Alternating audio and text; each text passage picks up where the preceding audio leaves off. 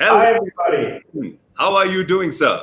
I'm doing great. Thanks for having me. It's so nice to be on the mission to Mars hackathon. Well, it's great to have you out here, sir. And I can tell you that all the kids are really excited to hear from you. And it's an absolute honor, personally, for me to be sharing this virtual stage with you. I believe you have an amazing set of videos and demos lined up for all our lovely kids. So I'm not going to keep you waiting. I'll be backstage. You call me whenever. We'll walk the audience through the quiz, the Q&A, and a whole lot of fun. But the stage is all yours. All right. Thank you, Samir. So first, I would really love to show you a short little video about solar system exploration in Europe. And the video is part of an amazing new planetarium show called Europe's Cosmic Quest. So let's take a look and then we can talk about it.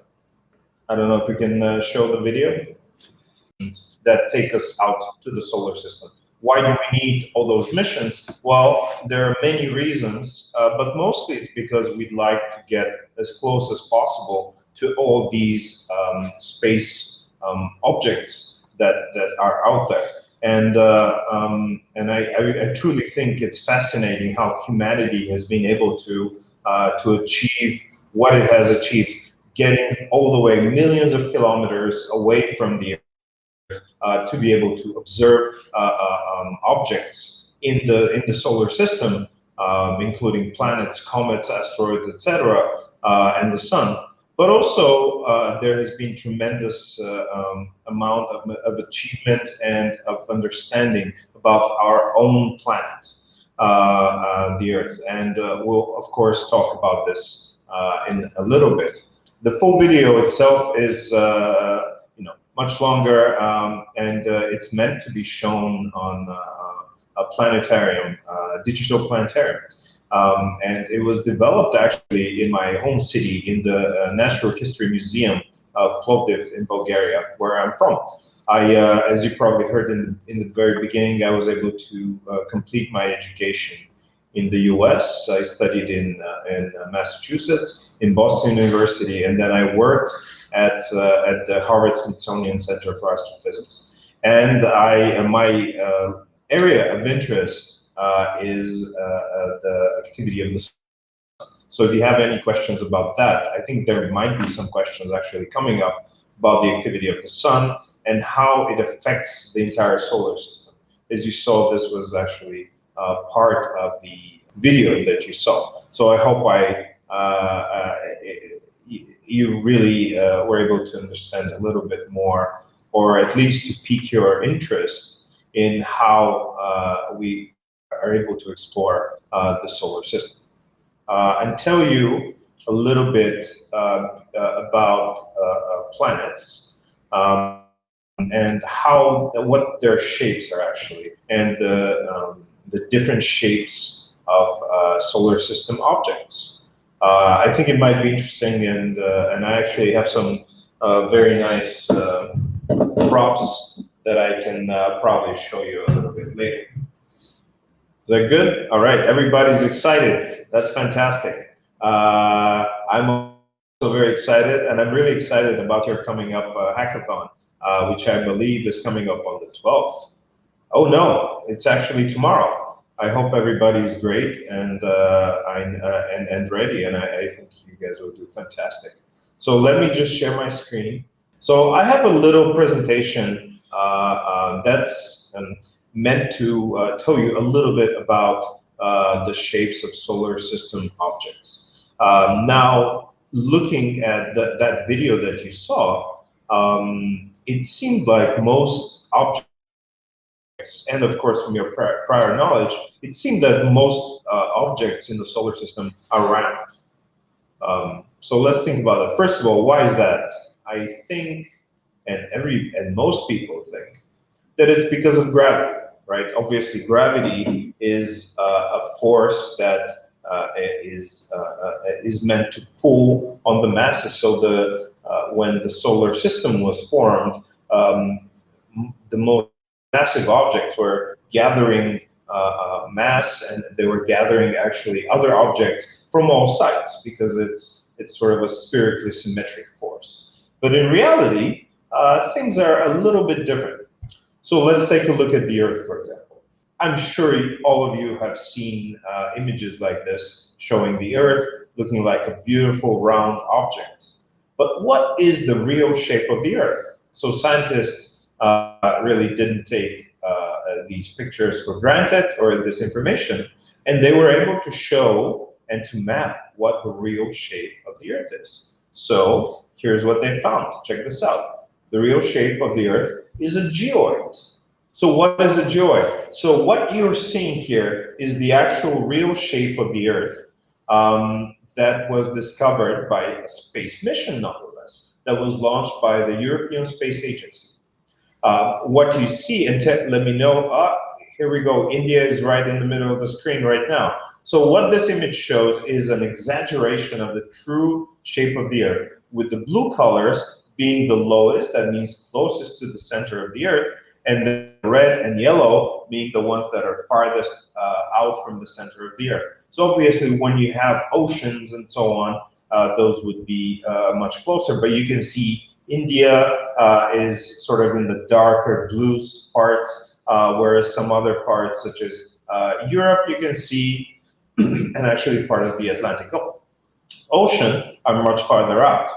So that is very interesting. And in fact, I can show you some cool examples. This is, everyone can see me, right? This is a very cool, actually 3D printed geoid. Can you see that? My colleague, Jordan, who is right here with me, he was able to print this fantastic 3D object that was, which is based on the findings of an ESA mission that I'm going to show you. And right here, can you see? Right here is India in this depressed part. So in reality, the Earth doesn't look that crazily misshapen, obviously, right? But it still has a really unique form. So in reality, it looks something like this. Right? Without the oceans, of course. Obviously, this is how the Earth would look if it didn't have any oceans, right? So you can see this is also a three-dimensional shape that was printed by a 3D printer, and it's super cool. I just wanted to show you that because I think it's so nice. All right. So we were talking about the geoid, and it's an amazing scientific finding that scientists were able to produce. Sorry, 1 second. So how did they figure this out? Well, they used this super cool, futuristically looking spacecraft that's called GOSI. And this was a mission that was launched by the European Space Agency. And it was actually used to map the gravitational pull of the Earth on the satellite using what's known as an accelerometer, which is a very cool tool or a little gadget, which most of you actually have in your phone. Whenever you move your phone or rotate your phone, it reacts. So it has an accelerometer inside. So this satellite has a much more sophisticated, obviously, satellite, but it was flying very low, and it was able to feel the changes, the very, very tiny changes in the pull of the Earth on the satellite itself. So that's one very cool mission. So this event is all about Mars, right? We love Mars. So here is a similar image showing showing what the topology or the different heights of the surface of Mars look like. How is this found out? Well, scientists used an instrument called a LiDAR, or a laser altimeter, which means basically they shine a laser down at the surface of the planet from a satellite that's orbiting constantly, and it is able to, measuring the time it took the light to go down, reflect off the surface and return and be detected, they were able to measure the height of the different parts of Mars. So let me show you. I actually have another 3D printed version of this. Isn't this cool? Check this out. There you go. So this is actually a very realistic model, and it's showing you the actual shape of Mars. Of course, we don't find any oceans there, which is fine. But you can see here Olympus Mons, which is this fantastic volcano, which is the tallest volcano in the solar system. And you can see Valles Marineris, which is way bigger than the Grand Canyon in the United States. So here's another cool example. And before I continue, we have even more information. So you can actually see Mercury. This is the real shape of Mercury. And it looks like Swiss cheese. Isn't that crazy? It shows you all the different crater impacts. So scientists are able, using these instruments, to actually study the shapes of the different planets. And this way, we can learn a lot. For example, we can find out where we can land our spacecraft. Obviously, we'd like this to be a nice flat space, so it doesn't bounce around or fall down and break, right? If you want to learn more about the real shape of Mars, there is a very cool website. I'm showing you the URL here. It's a NASA website where they've actually created a virtual three-dimensional object based on the measurements of this laser altimeter, and you can actually rotate it, turn it around, and show the different exaggerations. Here, for example, you can see the Olympus Mons, and you can see these lower parts behind it, showing that there was sort of a little crater around it as well. So that's extremely cool. Okay, so let's move on to comets, which is another extremely interesting topic. Like, where do comets come from? What do they look like? And are they going to show up close to the Earth? Did they spread life? There are all these exciting questions. So this image on the left shows you what a real comet, or let's say the nucleus of a real comet, looks like as seen from very close up.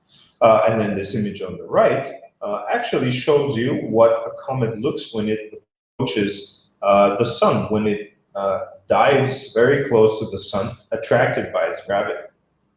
So this is, okay, I'll show you a video actually of a comet approaching the sun. And this is Comet Ison, also known Comet C3, I believe it's called. And this one did really end its life getting close to the sun. So check this out. Here's a comet that was a solar eruption, coronal mass ejection, gets close to the sun, goes super fast, and then little by little is dissipated and disappeared. What happened there? Well, all of its material was actually sublimated. It evaporated instantly from the surface of the comet.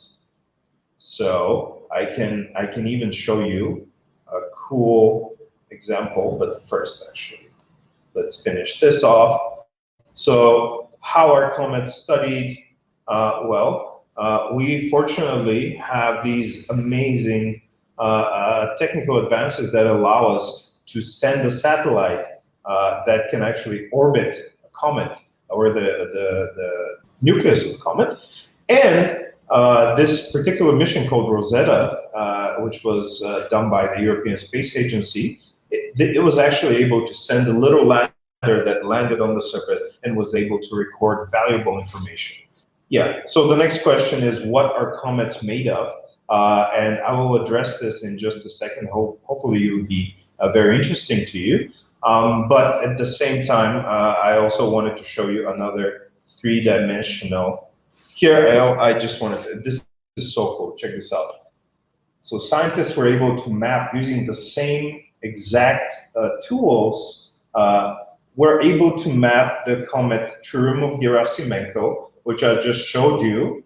And this is the actual three-dimensional shape, or a model of the three-dimensional shape of a real, actual comet that was visited in 2014 by the European Rosetta mission. Isn't that very cool?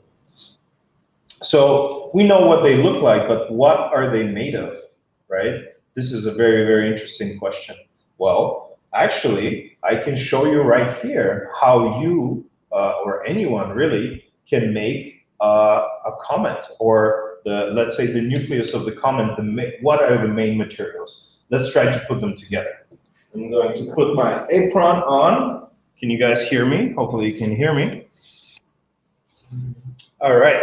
So here I have with me the different ingredients of an actual comet. What do we have here? We have the receptacle where we will be putting together the comet. All right. What are the main ingredients of a comet? Let's start with some water.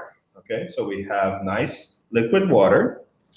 I hope everyone is writing down the ingredients because it's a recipe, people. Okay. So we're going to put some water in. What else goes inside the water, inside the comet? Well, actually, materials, silicates, rocks, and so on, which will represent with some sand. I hope you can see this. Okay, so we put some sand inside. All right, it's looking great already. Okay, then apparently scientists also found that there's ammonia. So we don't have pure ammonia, but we have some cleaning liquid, of which I'll put in a little bit. All right. Smells fantastic. Okay. There is also alcohol. So we have a little bit of ethyl alcohol that I'm going to put in a little bit. All right, not too much. Okay. Then there is also graphite. Graphite is basically pure carbon, and that represents all the different carbon compounds. And it also is what gives the comets the very dark appearance. I don't know if you can see this, but graphite is very dark. So I'm going to take a little bit of graphite and stick it in there. Okay. All right. And here comes a very interesting part. Apparently, in the last years, there were a lot of organic compounds, organic molecules that were actually long chains, and many people think may be the source of life. So I'm going to substitute those with soy sauce, actually, and which is also full of organic molecules. So I'm gonna put a little bit of that inside. And then, since comets are actually out in the dark, cold space, we're going to put some dry ice. And I'm going to take some precautions right here. Put on my gloves. Dry ice is extremely cold. It's at a temperature of -80 degrees. Okay, so I put on my gloves, and we're going to take a little bit of dry ice, okay, and just put it in there. Ooh, check this out. All right, so this is what is happening right now. We're getting, let's put some more.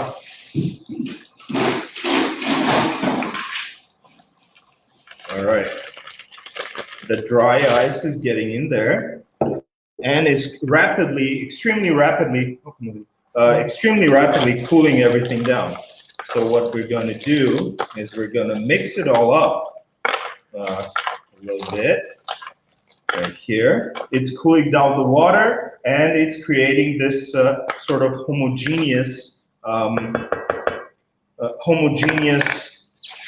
object, which is going to form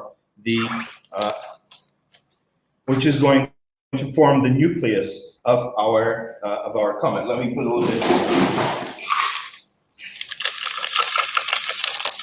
All right. So these objects, comets, As you will see in a second, they're riding around space all the time, and they're actually not so homogeneous. They look like just the ice that I just put in there. They are dirty snowballs. Let's see if it's ready. If you guys can see, it's still cooling down. All right. Ooh, it's magical. So let's see. All right, let's take it out. Ooh, look at that. Can you see this? It's the dark core of a comet, right? It has everything. It has the ice, it has the carbon, it has a little bit of ammonia, it has the alcohol, and most importantly, the organic molecules, and it's very solid. What else is happening here? It's sublimating, right? So this is actually CO2. The dry ice is actually carbon dioxide, which is sublimating, which is exactly what happens when these comets get very close to the sun.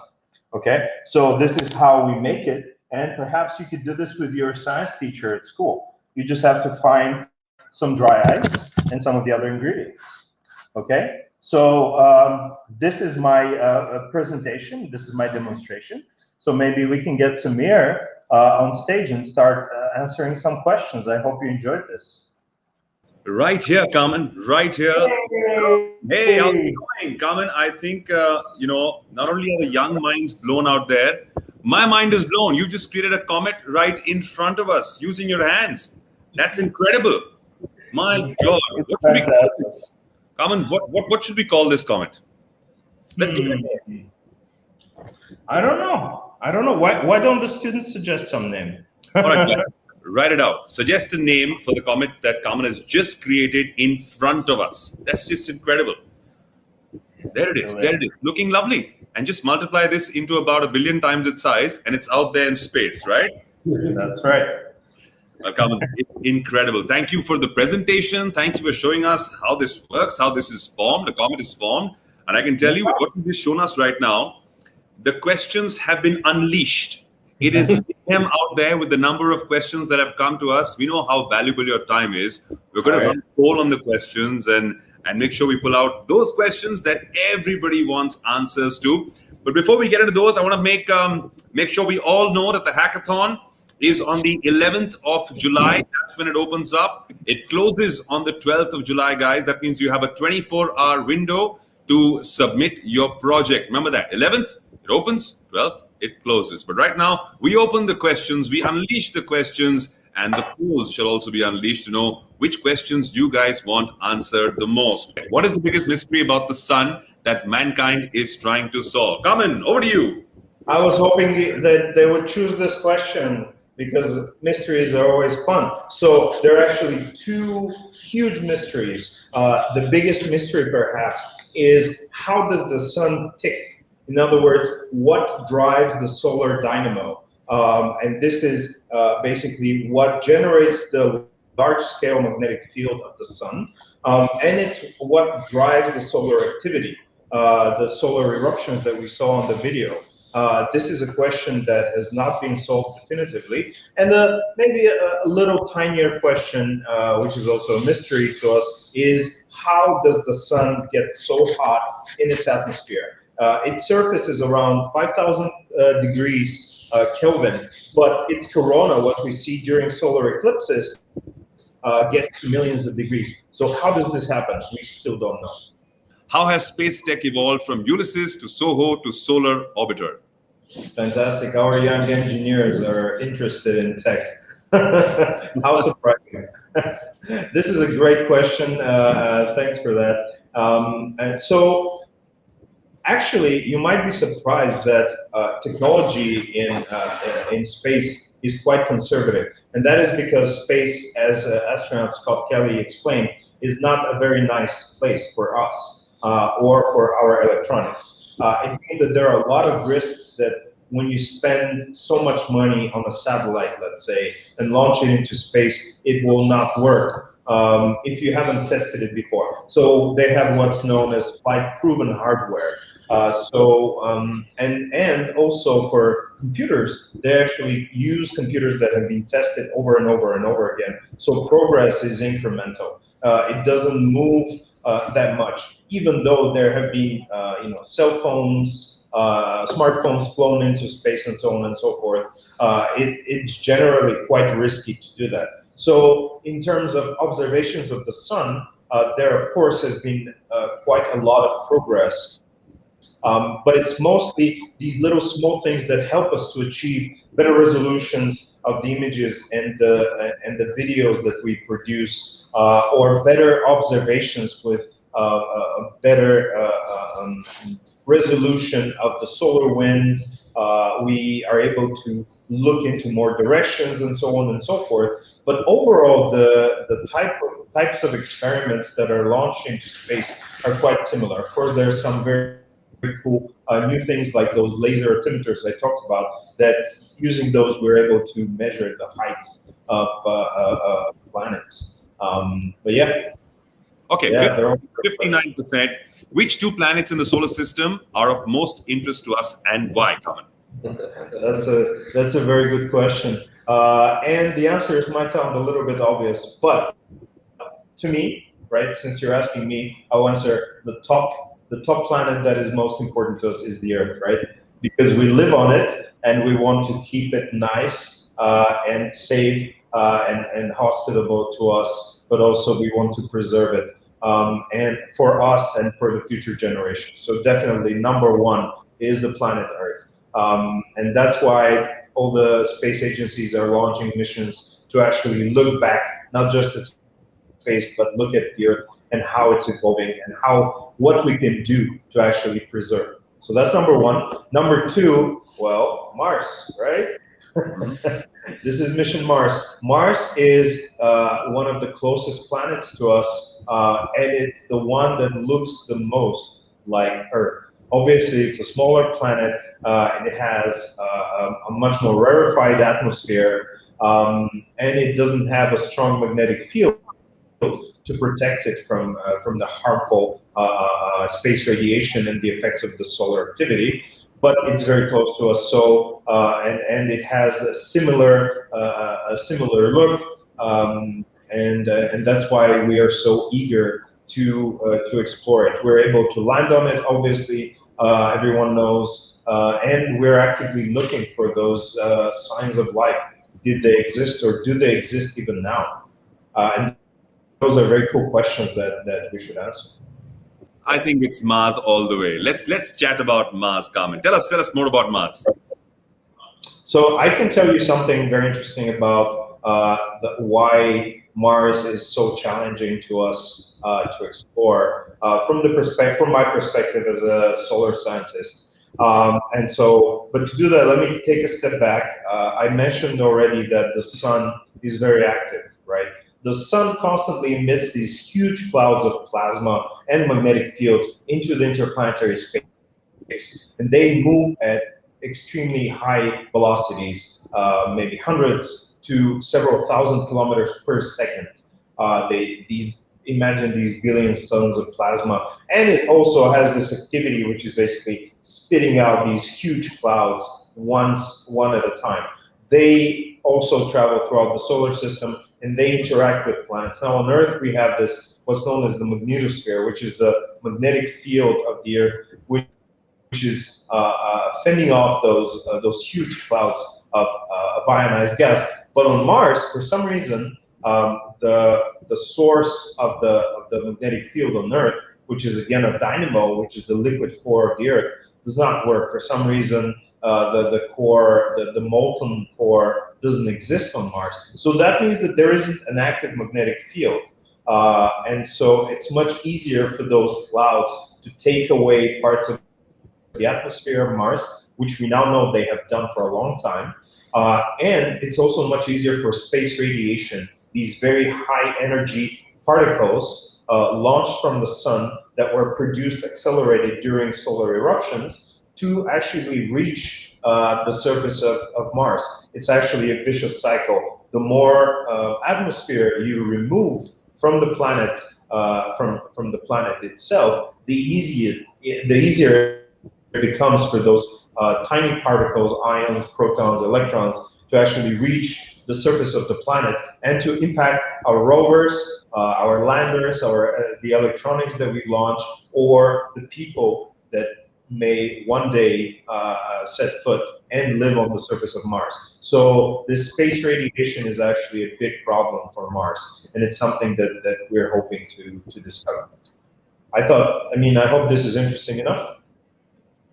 What's more than interesting to me, just to imagine that beyond the atmosphere of our Earth, there's a whole new set of activities across the world that are happening and they've been going on for so many years. And study is immense, and it's just unsurmountable to the amount we can learn from it. It's all the way, where do comets come from?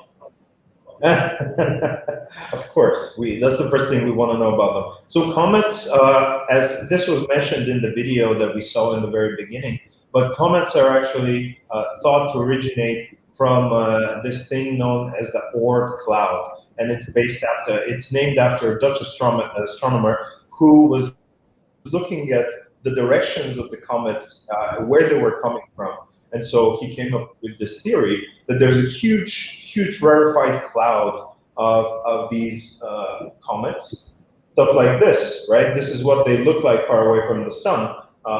Very far away, about 1,000 to 10,000 times the distance between the sun and the Earth, or what's known as 10,000 astronomical units. And so it's actually spread out throughout space. So from any direction, you could get these long period comets of tens and hundreds and thousands of years to come, attracted, perturbed by the motion of the planets. Every once in a while, they will be attracted to the sun and then do a swing by and maybe never show up again. Maybe all of their material will evaporate, maybe not, maybe they'll be able to come back again at some point in their life, or maybe they will end it. But these are the long period comets coming from all directions, and then there are the short period comets, which actually have an elliptical trajectory, and they're thought to come from sort of close to the ecliptic, the equatorial plane of the solar system. Wow, that is some incredible information to take back. Now, I'm going to ask you, has the comet that you've made evaporated, or is it still around next to you? It's still here. Still here? Yeah, I don't know if you can see it well. There's actually a little bit of ooh, look at that. There's a little bit of water ice forming just from the water in the air that's actually attaching to the surface, but it's still here, and it's looking actually better and better. And we're still searching for a name of it. For all you young adults out there, if you send in the most unique name for it, a prize from my side for you, 100%, a comet that we have created live on our session right now. And with that, we come to the end of the Q&A with Kamen, but we still have to throw out some questions at you. Kamen, there's some questions. They're going to be part of a quiz. Let's see how carefully and how closely they have listened to what you have said. Let's see how much they've imbibed. Now, we're talking about some very smart kids out here who are asking these tremendous questions. They know a lot. They're yearning to learn more and more on a daily basis. So we got a quiz. We got a quiz coming up. Guys, are you ready for your quiz? The third round of a quiz, the final round of a quiz. Which planet has seen most number of missions compared to any other planet? Mercury, Mars, Venus, Jupiter. The poll is on. And the answer is Mars. Yes, indeed. Our young adults are listening and they're paying close attention. Where is the asteroid belt? Is it between the Sun and Mercury, between Mars and Jupiter, at the end of the solar system, or is it around Jupiter? Let's see what the right answer is. That is indeed correct. Our young minds are spot on. Next question on your screen, guys. What are comets mostly made up of? Have you been watching? Have you been watching our man Kamen? 92% leaning towards dirty ice and dust, and the answer is dirty ice and dust. Salute you, great minds. You've been listening very well. Okay, next question. Next question, Kamen. How many moons does Mars have? Well, the correct answer is 2, Deimos and Phobos. How many got that right actually in the poll? 91. Oh, now they've all got 91%. Post the answer, they've all gone there. Which of these planets is the smallest? Is it Earth, Jupiter, Mars, Mercury? Click on it. Quick on it. And the correct answer is Mercury, the smallest of the lot. And with that, end 5 questions. And Kamen, I think you'd be pretty impressed with the way the polls were going. They were getting it pretty much bang on, weren't they? Yeah. Great job, guys. Great job. Great job for polling. Hackathon. Yeah, hackathon, 11th and 12th. You know, Kamen, before we move on, a question I'd like to ask you. So much of our reference to space and the above and the beyond is through movies and the shows that we watch. When you watch all these movies based on sci-fi that Hollywood makes about space and about the interstellar and the travel and gravity, how accurate are they or how far off are they? Well, I think they've started to make them more and more accurate, like movies like Gravity, for example. I thought that was a very well-made movie, or Interstellar, things like that. The way they showed the black hole in that movie. But this is all because of technologies, right? We've been able to do it better and better. But sometimes you just want to lean back and enjoy the story and the characters. So I try not to pay too much attention because it'll really spoil the rest of the experience for people. But you do know what's going on. And we know that you know what's going on all throughout. And now we got to move ahead because we got some very special kids who we're going to bring on out here on this screen. And they have some questions to ask you. They've been doing exceptionally well. This is us. This is now our 18 under 18 winners. And they have amazing teachers who have seen them evolve throughout their journey. Now, 18 under 18 is common. We believe these kids have amazing questions for you, as I said. First up, we have Arvind S., an Abacus national level winner, a winner in chess competitions in the district level. He can also solve 6 types of Rubik cubes. Along with him, we have his teacher, Megha. Where are you, genius? There you are. 6 types of Rubik cubes. I can't do half. I can't get one side right. That's incredible. Hello, sir. How are you doing, my friend? Are you doing well? Yes, I'm doing good. How are you doing? I'm great. I'm very amazed at the fact that you can solve the Rubik's Cube and you're doing exceptionally well.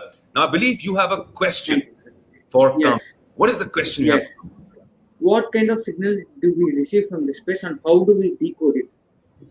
Decoding of signal from the space. Can you repeat? What kind of signal do we receive from spacecraft? From the space. Yes, outer space. And how do we decode them? Yes. Oh, from in general from space? Yes, general from space, not from satellites. Okay, yeah, that's a fantastic question, and that actually brings us into an area that's very dear to my heart, which is radio astronomy. So obviously, you know, when we talk about signal, we usually mean radio signal, but of course, it's only part of the electromagnetic spectrum. And signal is also light that we observe with our telescopes on Earth, in space. But in terms of radio signal, there are some fascinating signals coming to Earth that we are trying to observe with radio telescopes. Things like pulsars, these pulsating stars,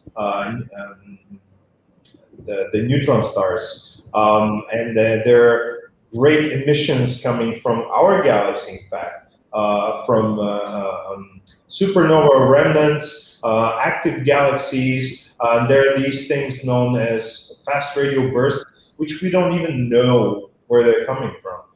Something is very cool is that the sun is also emitting a lot of radio emissions that we can also catch with our radio telescopes. And in fact, we know that there's a solar eruption, a coronal mass ejection, just by looking at the spectra of the radio emissions that come to us. So it's really a whole zoo of observations that we can do, just like we can observe in ultraviolet, in X-ray, and invisible light.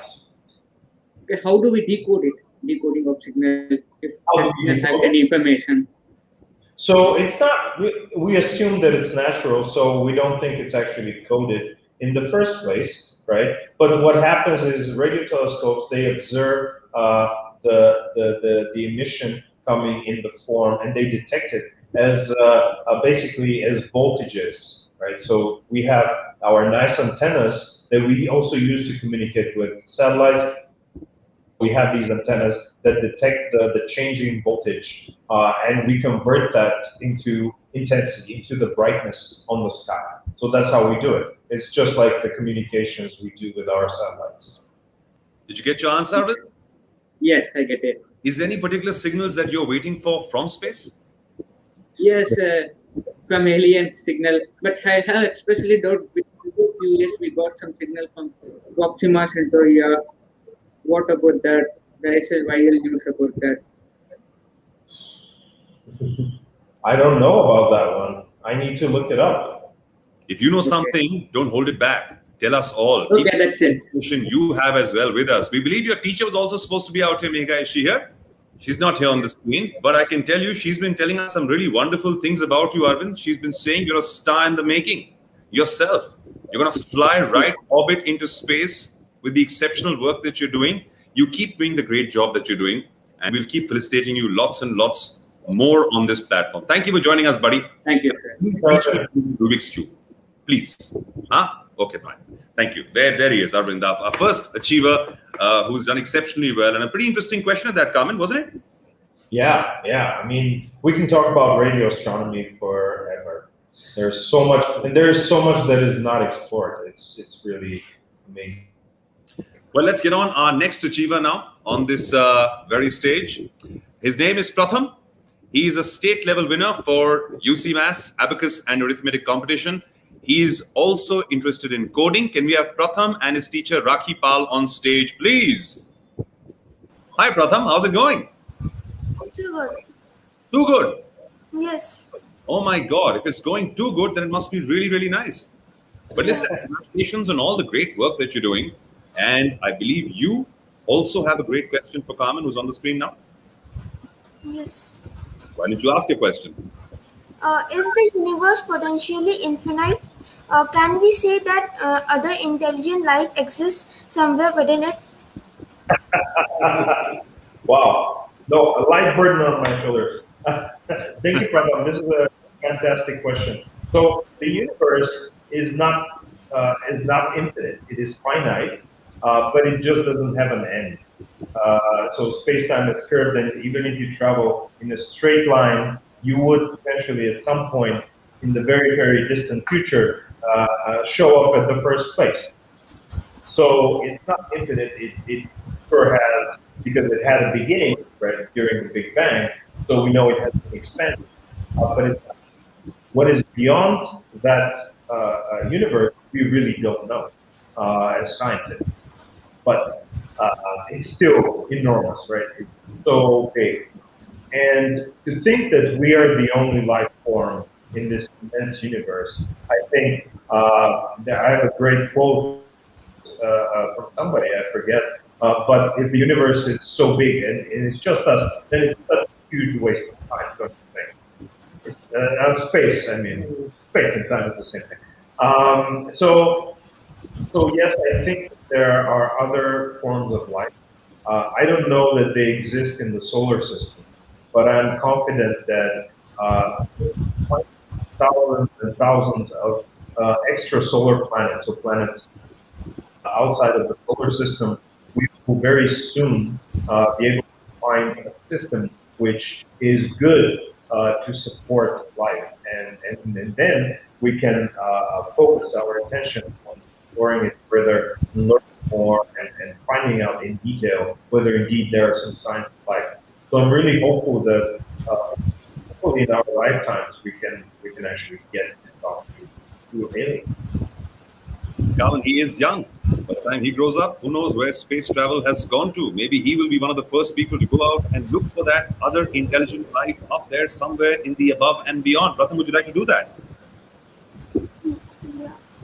He's thinking about it. Maybe we'll just stick to maths for a while, no, and crack some lovely math solved questions and stuff like that. Yeah, I think he's ready to develop hyperspace travel. Yeah. Listen, is your teacher here as well? We're supposed to have Rakhi Pal, your teacher, out here. Is she going to be joining us? Well, we don't know. We don't know right now, but she might join us a little later. But she also had wonderful, tremendous things to say about you and the development and the progress that you're making. So good on you, little Pratham, and keep firing away those math problems. And we really look forward to seeing you more and more on this platform. Okay? Thanks. Thanks, buddy. Thanks for joining us. See ya. Adios. Okay, one more. Kamen, we have our next young person coming out here and joining us. It's our last winner of this edition. And let's bring on stage Gregory Albrino Fernando, builder of PC Master app, a participant in Cisco 2019 hackathon, where he created a 3D Unity platforming game in under 24 hours. And finally, the recipient of the President's Award given out by the US Department of Education and signed by then current president. My God, where is he? He's on the screen. Wow, along with him, we have his teacher. We have Rajvi Dave, I beg your pardon. First of all, Gregory, hi. Congratulations, buddy. Thank you, sir. That's a very big win in a small body of yours. Thank you very much. Very well. How did you achieve this feat? How did you manage to do what you did? I just put my mind to something. I keep on trying until I can finally get it right. I don't settle for less. I keep on trying until I hit the goal. Fantastic. Well, you're going to put your mind to a great question you're going to ask Kamen now? So, Kamen, sir, what inspired you to become an astrophysicist? Did you just decide you want to study the sun one day? That's a great question. Thank you very much, Gregory, by the way. And Rajvi, great job.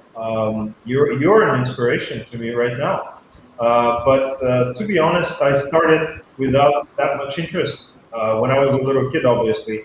And then there was a little observatory for the general public that was right next to my grandmother's house when I was little, and then they offered the solar observation and observations of the planets, the moon, and so on. So I started attending and thinking, you know, what is happening out there? These amazing worlds that I'm seeing. So little by little, I got into astronomy, and then the final moment was when I was first able to observe a total solar eclipse. So this was a long time ago, but I was just in complete awe of what the universe, what nature was capable of doing, looking at the solar corona. And then from then on, I just got really, really into astrophysics and solar physics. And I was able to, thankfully, continue my education and then start really digging into the secrets of the universe. So that's what did it. Really, one total solar eclipse, and I highly recommend if you haven't seen it to make an effort to go to a path of a total solar eclipse and observe. It's really humbling to be able to experience such a thing. Gregory, does that answer your question? And I have Yes. to ask you a question. What do you want to be? What do you want to be? One day I hope to open up my own video games company because I enjoy playing video games, but I more enjoy making my own. So it's just been a passion of mine that I hope to continue in the future. Well, if you're making them in under 24 hours, I don't think that's too far off. Thank you, Let's sir. find out. Let's find out from Rajvi his progress and how he's doing. Tell us a bit about this young, talented lad. Frankly, I don't have proper words. He is truly exceptional. Like, we teach a lot of students during the entire day, but rarely you get such students to continue. And to be very honest here, I have just got a few classes with him. He had some other teacher as well.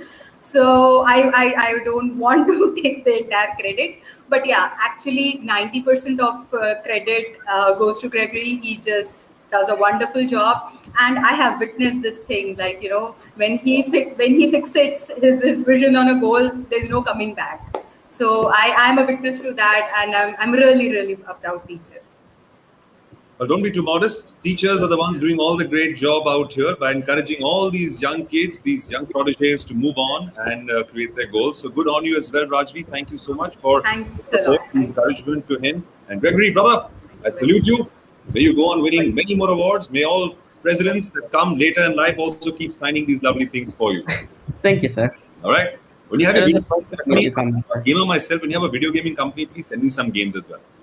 Okay, for sure. We'll do that. Thanks, brother. Thank you. But then it'll be like a PS14 or something. A PlayStation 20 would have come out by now. All right. Thank you so much. Thank you so much for joining us, Rajvi. Thank you Thanks so much. a lot. Thank you. Thank you very much. To the both of you.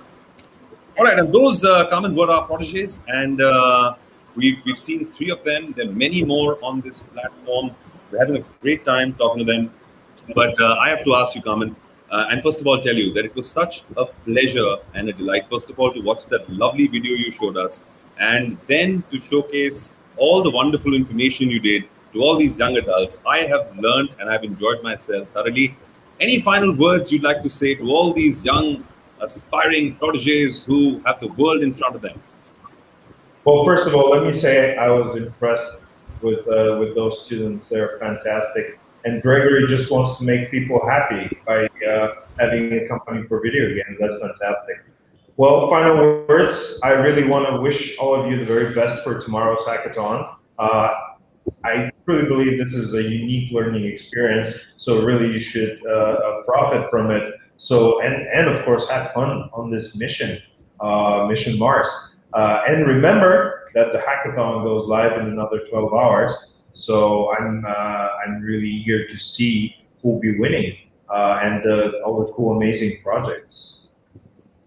Thank you so much for those final words, Kamen. Thank you so much for giving us this insight into this amazing world that exists above and beyond. I've had a pleasure chatting with you. And are you showing me the comet on the way back out? Are you going to show me? I reached out. Yeah. There it is. Okay. There you go. Still there.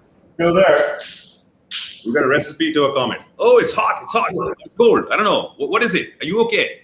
Yeah. So it's so cold that it's super hot.